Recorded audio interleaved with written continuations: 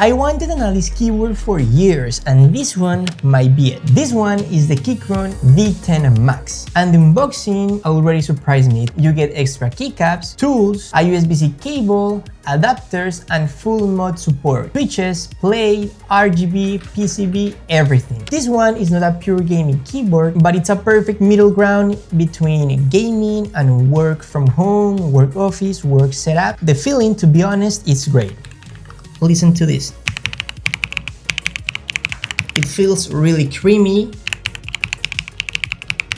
but tactile at the same time. The feel is amazing, to be honest. And also, this one comes with 1000 Hz polling rate, perfect for gaming. You don't need more, of course. Right now we have keyboards with 8000 polling rate, but for gaming and working, this is the perfect middle ground. Will you daily drive a Alice keyboard like this one? Let me know. First impression, it feels really good, but the real test comes later. Let me know what you think.